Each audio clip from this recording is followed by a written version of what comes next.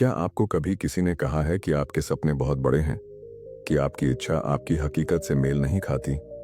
अगर मैं आपको एक ऐसी कहानी सुनाऊं जिसमें किसी ने यह साबित कर दिया कि बड़ा सोचना सिर्फ एक ख्याली पुलाव नहीं है, बल्कि यह महानता पाने का एकमात्र रास्ता है। यह कहानी है राज की, जो एक छोटे से गांव का एक सपने देखने वाला लड़का था और जिसने बड़ा सोचकर अपनी जिंदगी बदल दी। राज उत्तर भारत के हरे भरे पहाड़ों के बीच बसे एक छोटे से गांव में पैदा हुआ था। उस गांव में केवल एक स्कूल था, कोई कॉलेज नहीं था और बाजार में बस कुछ ही दुकानें थीं। लोग साधारण जीवन जीते थे, खेती या छोटे व्यापारों से संतुष्ट रहते थे। लेकिन राज अलग था। बचपन से ही उसके अंदर एक बेचैन आत्मा थी। जब बाकी बच्चे कंचे खेलते या तितलियों के पीछे भागते, राज एक पुराने बरगद के पेड़ के नीचे बैठकर अपने विचारों में खोया रहता। वह खुद को दूर दराज के शहरों में यात्रा करते, बड़े बड़े व्यापारों का मालिक बनते और दुनिया बदलते हुए देखता। उसके पिता, जो एक साधारण किसान थे, अक्सर उसे डांटते, राज, उन चीजों के बारे में मत सोचो जो कभी नहीं होंगी। अपनी पढ़ाई पर ध्यान दो और खेती करना सीखो, यही तुम्हारा भविष्य है। लेकिन राज खुद को रोक नहीं पाता था। उसके अंदर एक ऐसी आग थी जिसे कोई बुझा नहीं सकता था। जब राज 16 साल का था, तब उसके स्कूल में एक मोटिवेशनल स्पीकर आए। वह स्पीकर श्री मेहरा एक सफल व्यवसायी थे जो कभी खुद एक गरीब हुआ करते थे।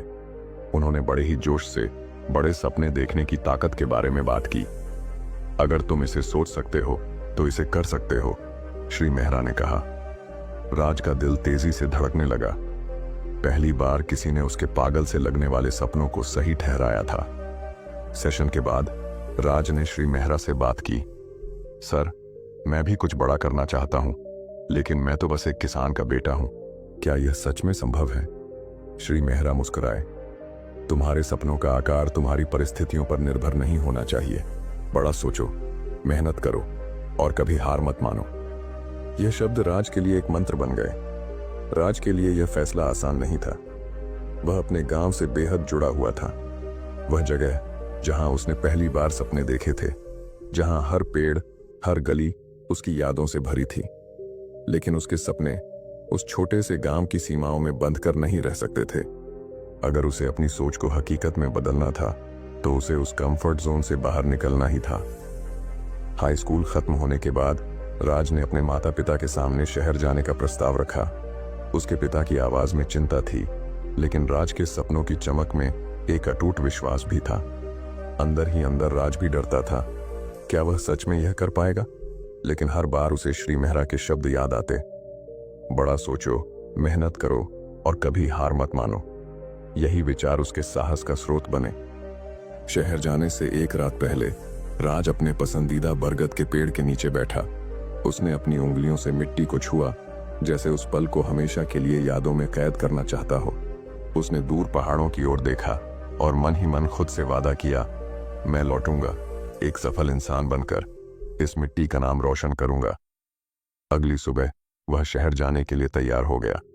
उसकी मां की आंखों में आंसू थे, लेकिन होठों पर मुस्कान थी। बस स्टैंड पर खड़े होकर राज ने आखिरी बार अपने गांव को देखा। उसके दिल में खुशी और गम का मिला जुला एहसास था। जैसे ही बस चली, उसने अपने आंसू पोंछे और अपने सपनों की ओर कदम बढ़ा दिए। यह सिर्फ एक यात्रा नहीं थी, यह उसके सपनों की ओर उठाया गया पहला कदम था। शहर जो सपनों का घर था, वही संघर्षों का समंदर भी। जैसे ही राज ने दिल्ली की भीड़ भाड़ वाली सड़कों पर कदम रखा, वह दंग रह गया। ऊंची ऊंची इमारतें, भागते दौड़ते लोग और कभी न थमने वाली गाड़ियों की आवाजें, ये सब कुछ उसके गांव की शांति से बिल्कुल उलट था। राज ने एक छोटे से अंधेरे कमरे को किराए पर लिया। उस रात वह छत को घूरते हुए सोचने लगा, क्या मैंने सही किया? क्या मैं यहां सरवाइव कर पाऊंगा? लेकिन फिर वह अपने सपनों की याद दिलाता और तकिए को गले लगाकर सो जाता। जीविका चलाने के लिए राज ने एक लोकल कैफे में काम करना शुरू किया। सुबह से रात तक वह ग्राहकों की चाय कॉफी बनाता, टेबल साफ करता और बर्तन धोता। रात में जब सब सो जाते, तब वह अपनी किताबें निकालता और पढ़ाई करता। उसने ऑनलाइन बिजनेस कोर्स में दाखिला लिया और हर दिन खुद को और बेहतर बनाने की ठान ली। कड़ी मेहनत और बचत के बाद उसने अपने पहले बिजनेस आइडिया को शुरू किया, लेकिन बहुत जल्द ही उसे एहसास हुआ कि यह उतना आसान नहीं था जितना उसने सोचा था। एक एक करके ग्राहक कम होने लगे और जल्द ही वह अपनी सारी बचत गंवा बैठा। एक रात वह फर्श पर बैठा रो रहा था। क्या मेरे सपने सिर्फ ख्याली पुलाव थे? लेकिन तभी उसे श्री मेहरा की बातें याद आईं। कभी हार मत मानो। उसने आंसू पोंछे, अपनी गलतियों से सीखा और ठान लिया कि वह फिर से शुरुआत करेगा, इस बार और भी मजबूती के साथ। राज ने शहर की समस्याओं को और गहराई से समझना शुरू किया। उसने लोगों से बात की, उनकी जरूरतें समझी और अपने अगले बिजनेस आइडिया के लिए नए सिरे से प्लानिंग करने लगा। उसके अंदर की आग और भी भड़क उठी और वह एक नई उम्मीद के साथ अपने सपनों को फिर से बुनने लगा। हार मानना राज के खून में नहीं था। उसने अपने पहले असफल बिजनेस से सबक लिया और इस बार सोच समझकर अगला कदम उठाने का फैसला किया। शहर में रहते हुए उसने देखा कि लोगों को रोजमर्रा की जरूरतों के लिए बहुत संघर्ष करना पड़ता है, चाहे वह समय की कमी हो या सुविधाओं की। यहीं से उसे अपने नए बिजनेस आइडिया की प्रेरणा मिली। राज ने ऑनलाइन होम डिलीवरी सर्विस शुरू करने का प्लान बनाया, जहां लोग अपनी जरूरत का सामान एक ऐप के जरिए ऑर्डर कर सकें। लेकिन समस्या थी, उसके पास ना तो पैसे थे और ना ही टेक्नोलॉजी का ज्ञान। लेकिन राज ने ठान लिया था। उसने दिन में कैफे में काम करना जारी रखा और रात में ऑनलाइन फ्री कोर्स से ऐप डेवलपमेंट सीखने लगा। वह थक कर चूर हो जाता, लेकिन फिर भी वह एक ही सपना आंखों में लिए पढ़ाई करता, मुझे सफल होना है। पैसे की दिक्कत से निपटने के लिए उसने कुछ पुराने दोस्तों से संपर्क किया और उन्हें अपने बिजनेस आइडिया के बारे में बताया। उसके जुनून और आत्मविश्वास ने उन्हें भी प्रेरित किया और उन्होंने राज में इन्वेस्ट करने का फैसला किया। आखिरकार राज ने अपनी पहली प्रोटोटाइप ऐप लॉन्च की, लेकिन यह शुरुआत मात्र थी। ऐप लॉन्च होते ही राज को लगा था कि अब सब कुछ आसान हो जाएगा, लेकिन असल चुनौती तो अब शुरू हुई थी। पहले ही हफ्ते में ग्राहकों की शिकायतें आने लगीं। कभी ऑर्डर लेट पहुंचता, कभी ऐप क्रैश हो जाती।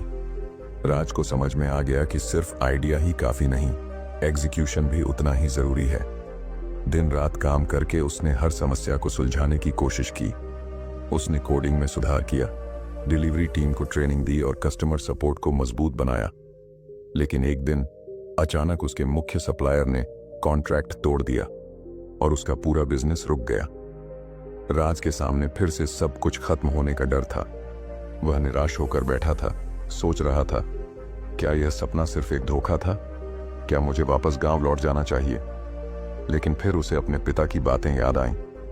बेटा, असली योद्धा वही होता है जो आखिरी सांस तक लड़ता है। उसने हार मानने की बजाय नए सप्लायर्स की तलाश शुरू की। वह शहर की छोटी छोटी दुकानों में गया, उनसे बात की और उन्हें अपने प्लेटफॉर्म से जोड़ने में कामयाब हुआ। धीरे धीरे उसकी सर्विस फिर से पटरी पर आने लगी और इस बार वह पहले से भी ज्यादा मजबूत और स्थिर थी। कड़ी मेहनत और धैर्य का फल आखिरकार राज को मिला। ग्राहकों की संतुष्टि बढ़ने लगी और उसके ऑर्डर्स की संख्या में तेजी से इजाफा होने लगा। एक दिन जब उसने अपने ऐप के मंथली रिपोर्ट देखे तो उसे